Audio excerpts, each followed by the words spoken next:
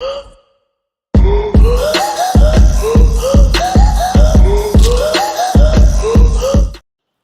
up, Talkin Fight fans? Thanks for tuning in to today's episode of Knuckle Up, featuring yours truly, Mike Orr, and my man, Cedric Benn.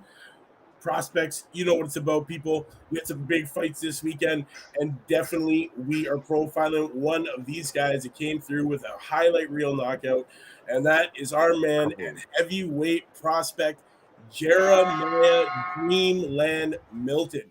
And let me tell you, Dreamland is definitely a great nickname for this guy, alias, because yeah, that's what he's doing, man. He's putting people to sleep, and in a timely fashion. He's coming off a second round knockout against Nick Jones. Nick Jones, you'll remember, was the man that suffered his first loss to F.A. Ajagba a way back.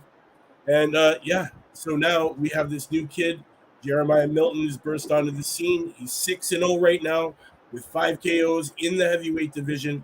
He is ranked 38th out of 364 right now in the U.S. and 151 out of 1,345 in the world. This kid is only 28 years old. He's a 6'4", 245 pounder with an 80-inch reach. Let's talk about him. Yeah, man. Well, there's not much of his full fights on to watch, and his knockouts are some highlight knockouts. You talked before about how he had a devastating knockout. He's had a few knockouts of the nights, a couple of times. If you just YouTube his name and type in boxing, within the first 10 videos that come up, 3 of them are like the fight, like the knockout of the night. Yeah. So he definitely has power. He's a heavyweight, 6'4", who knows how to use his long distance reach. Because most of his opponents, they have a hard time getting close to him. I mean, 6'4" is like average height for a heavyweight nowadays. Yeah. But his opponents, like most heavyweights, even if they're just a little bit shorter, they kind of like to crouch down. Like all of his opponents so far have trouble getting to him because he knows how to use his distance properly, and then they just try to overcommit, and then he catches them coming in. You guys will remember him so he went viral with his knockout of Javon Daphne. It went viral because it was really a smart thing for him to do. He did knock out his opponent, left him standing against the ropes. Daphne had no idea where he was, and Jeremiah, Mr. Milton here, he decided to hold back and not literally take this kid's head off, man. He's promoted by Holden Productions, and this kid, boxing, he came late, man. He came late to the game. He decided to take up boxing after college football, and he truly believes he's dodged another major bullet. When he clobbered Daphne with that right hand and the left, his man was knocked out on his feet against the ropes. And, with a look not unlike a deer in the headlights, Milton then exemplified, great restraint there with referee Tony Krebs observing from a distance by the opposite corner. He had every opportunity to land himself a highlight reel knockout, but Milton held back. And for that next week, everything went viral, man. And honestly, he's being commended for his restraint in the ring, And this kid, though, he did qualify. But wait, just adding on to that about because there's not too many opponents, not too many boxers. I shouldn't say not too many. So I guess it would be, you say 50-50.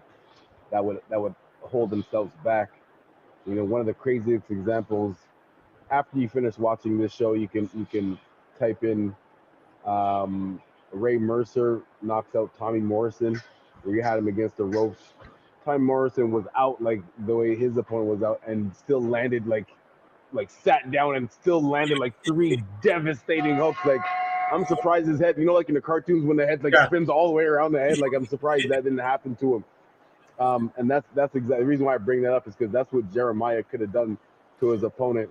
That's why it's so respectable that he did that, because he could have done that and he wouldn't have been in trouble, because the referee didn't jump in yet. The guy was against the ropes. He got knocked out and put his arms against the ropes as if he wasn't in a fight. Was just as if he was in the crowd watching and putting his arms just chilling. He put his arms like this, watching, and then Jeremiah's like, he's looking, and he looks at him, and then he looks at the referee. Like, he looked at the referee to tell him, like, yo, come save this guy. Yeah, like, come. His eyes are rolled back in his head, and he has no idea where he is. He asserted that he takes no pride in punching a man who is clearly out of the fight to, boost his image. He ain't about that. This 6'4", 245-pounder, he was a defensive end at Northern State University in his home state of Oklahoma before choosing boxing at his permanent home.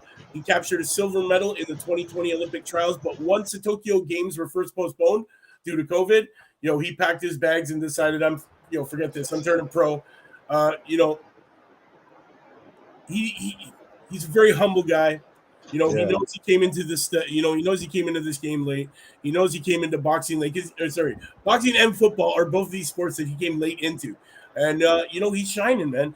And I think that football background is definitely helping this 245-pound, 6'4" guy get around. You know what I mean? With the way that these guys are moving around, he's got the agility, which is great. Yeah, it is very great. It is great. And I wonder if he started boxing before he started playing football. What school did he play at? He started. He went Northern. I believe Northern. Anyways, wherever he played at. My question is, I wonder if I'm assuming he started boxing while he was playing football, because normally people don't just quit a high level sport and just start doing boxing just out of nowhere. A lot of athletes. I've trained a lot of athletes. A thing called Box for Sports, where I train athletes that play other sports with boxing to help with stuff like hand-eye coordination and footwork and stuff like that. Northeastern State, that's where he went. Northeastern State. All right. So there's probably some good gyms boxing, out there. Boxing was always his passion. He only started playing college football in his senior year at high school, believe it or not. It was late to the game for both sports, but boxing was truly where he wanted to be. He was grateful that his mother, extols and praises the women who instilled this wholesome family values he hopes to pass on to his young son. So his mom has made him this wonderful, humble, wholesome gentleman who, truly carries himself like that in the ring, as you can see from these, highlights where he easily could have continued to inflict damage on his opponents, but decided not to. So, I commend him for that, man. Definitely. He has since turning pro, has moved to Las Vegas, where he now trains, and he's doing wonders, man. He's quickly become known, as a really highly, a highly decorated prospect here that we got to be on the lookout for, man. He's great sparring, great, he's great in the gym, man. He's great to be around. And people say that this kid is going to be one of the next big things to watch in the heavyweight division. He's already got lots of great sparring experience, man. He's being used by the top heavyweights around the world. So, we're going to see this kid definitely in the future. We're going to see a lot more to do with this kid's name, man. Jeremiah Dreamland Milton. That's exactly what he's doing, man. Is he's putting everybody to Dreamland when they stand across the ropes from him, man.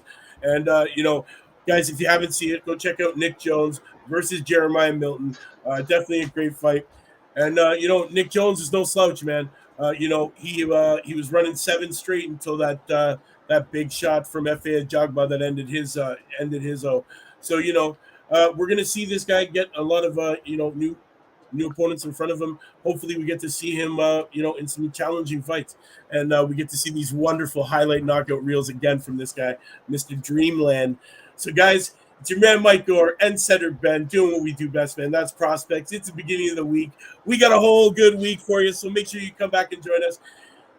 Please hit up Talkin Fight. Hit that subscribe. You know what to do, man. It's your man Mike and Cedric Sam. We'll see you tomorrow, same time, same channel. Knuckle up.